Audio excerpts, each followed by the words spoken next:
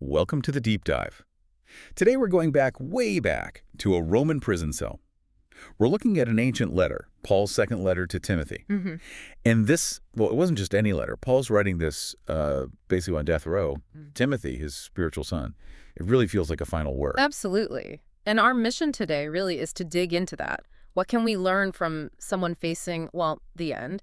How do you keep that conviction, that sense of purpose when everything, even people you trust, seem to be falling apart? Yeah.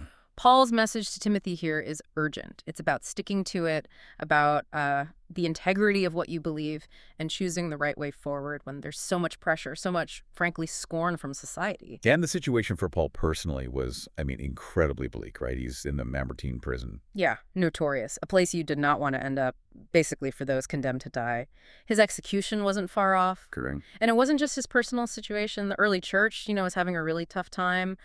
Both internal stuff and external pressure. Well, Paul mentions people who used to work alongside him had backslidden, kind of drifted away from faith, their commitments. Some even, he says in chapter 4, fell away entirely, chose the world, basically, over their calling. Wow. And then you had false teachers popping up, confusing people, often for their own benefit. Paul actually sees this trend getting worse, looking ahead to a future where society gets morally corrupted. He calls it an age of apostasy, a widespread spiritual decline. That paints a really dark picture. So, okay, with all that happening, friends leaving, danger everywhere, how does Paul talk about this path to life? What would he mean Timothy should do? Well, what's key here, and really fascinating, is that Paul isn't focused on making the path easy. Not at all. Right. It's all about its integrity. This path, this way forward, he says, comes straight from God's word. And it has to be passed on, proclaimed, exactly as he spoke it. Exactly. Yeah. No adding stuff to make it sound better, no subtracting the hard parts, no twisting it. He warns that if you try to water it down, make it more, palatable, you risk ending up with worldly idolatry. Or even, as he puts it, churches that actually lead people away from God's real purpose. So he's saying, be prepared for it to be tough. Brutally honest about it. He says this path might look outdated. It might mean people push you away, criticize you. Okay. And Paul basically challenges Timothy, embrace that. Live like a saint. Live authentically, no matter what it costs you socially. That refusal to compromise is striking. So how did the Roman world see people like Paul and Timothy then, during these persecutions? Oh, they were seen as deeply inconvenient to those in power. That's putting it mildly. Inconvenient. Yeah. Viewed as this sort of heretical cult stirring up trouble. A big part of it was their refusal to worship the emperor. Ah, right. That'd be seen as unpatriotic. Exactly. Almost like treason. And then there were these just awful misunderstandings about their communion, the Eucharist. Vicious rumors started about them being cannibals. Seriously. Cannibals. Horrific, yeah. So just being known as a Christian, being a witness was genuinely dangerous and shameful in the eyes of Roman society. Wow. Okay, so in that hostile environment, Paul talked about the church's purpose.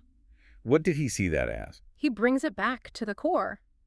The church is fundamentally a place for building people up. Building people. How? It means really understanding where each person is spiritually, making an accurate diagnosis, you could say. Like a doctor. Exactly like a doctor. You need to see their temperament, their attitude, their lifestyle to guide them properly. You can't just give generic advice. Right. The goal is to help life grow whole and healthy, and ultimately to raise those people up so they can become spiritual fathers themselves, mentors guiding others. Okay, so bringing this all together then, what does this mean for you listening now? What's the core of being this witness Paul keeps talking about? Why is that still relevant? Well, it clarifies our role. Saints, believers, are called to be witnesses. We're not primarily judges or even social transformers in the way people sometimes think. A witness, meaning? A witness just transmits what they have seen exactly as it is. That's the definition. So the call is to talk about the path of the cross, the path of life exactly as it is, without trying to pretty it up or hide the tough parts. And that takes real courage of faith. Just to walk that one path, God's path, no matter how hard it seems or how unpopular it is. Paul's point isn't about making the path wider or easier. It's about faithfully walking the path you're given. Yeah, that's powerful.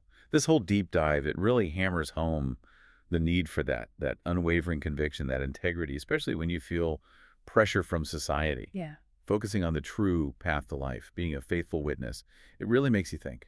And maybe a final thought to leave with. Let's not forget that the condition of the path we wish to walk, how easy or hard it looks, isn't really the main issue. Okay. The real question is, does the end of the path I choose actually lead to heaven, where our God is? That's a profound question to ponder. We really encourage you to reflect on your own calling. How can you walk your path of faith with that kind of conviction Paul talks about, regardless of how hard it looks or whether people approve?